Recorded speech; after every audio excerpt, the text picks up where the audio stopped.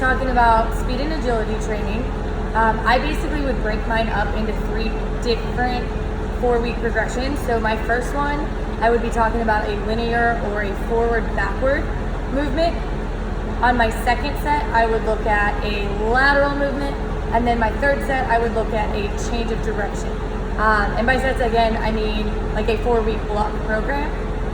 That being said, I keep it that simple just because coaching high school athletes, if we overwhelm them, they're really gonna struggle to focus on what we need them to focus on as far as proper movement patterns go.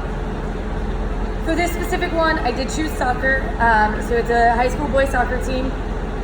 I really want to emphasize, we've already gone through the in-place movements, so I know that their movement patterns are okay for what we are going to progress to. For the sake of this week's programming, I decided to just stick to the linear version of it. So I'm going to go through each of those. The very first drill that I would do with my soccer athletes is going to be your basic ladder agility drills. Since we're focusing on a linear pattern, I want all of the movement to be forward. Our actual focus beyond the agility portion is a sprint out for 10 yards past the ladder. So they will finish that last rung of the ladder and they will sprint out for 10 yards. This is going to really emphasize that, hey, I have to go quick. Okay, so what I'm going to do here, I'm going to show you facing away from you, the very first one, and then I will demonstrate all of the different ladder movements coming back just so you can see all of them. First one we're going to do is going to be a 1 foot in each.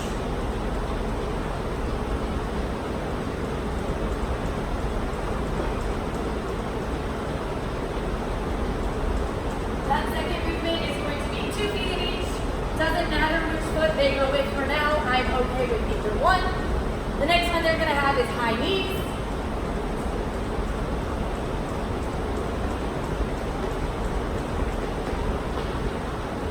Then after that, we're going to go double leg hop.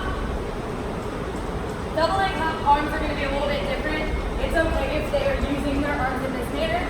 I'm okay with that as long as the knees are bent. Of course, every single one of these, they are going to sprint out. The very last one is going to be a 2 in, 2 out pattern.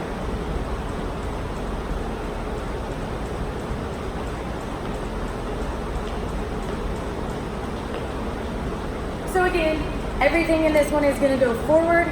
Of course, every athlete should be able to go forwards and backwards.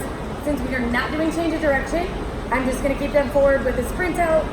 Once we get to change of direction, we can actually have them go backwards and then turn around to sprint. For the next drill, we are going to do banded sprints into sprints. So basically what's going to happen, that athlete is going to go through the band. That band will be around the waist, somewhere in this area. Obviously, I don't have a partner tonight, which is totally fine. The partner B behind them is going to be holding that band nice and tight. So if there's a person in front of me, I'd be leveraged down just like this, holding on. I'm providing as much resistance as I can while allowing the athlete in front of me to move. So this athlete in the band is going to be going 10 yards. We want to focus on their actual drive through. So we want to see that knee up, toe up action with the arms pushing, okay? We want them to drive as hard as they can out of it. Once they hit 10 yards, that band is going to slip off, and then they're going to sprint through the next 10 yards. Drill number 3 is going to be working on deceleration.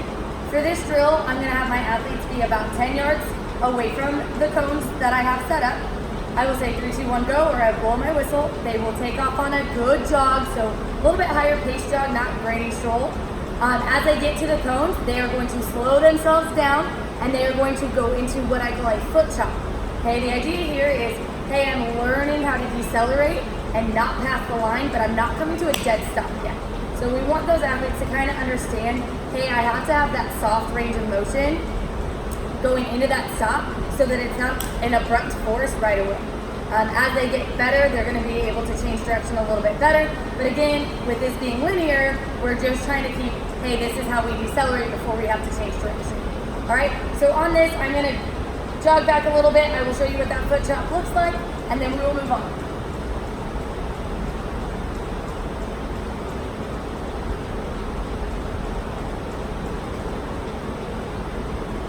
So here, our feet are going twice as fast as our arms.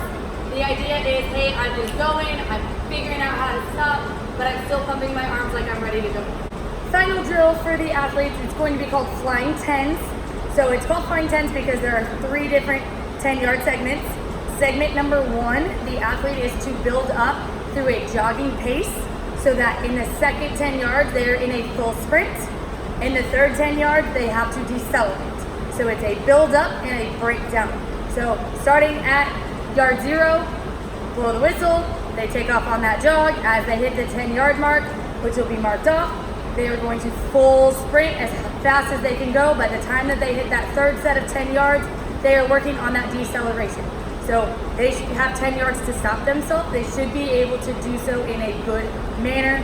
Again, we are looking for them to understand that their knees have to be soft on this deceleration and it cannot be too abrupt.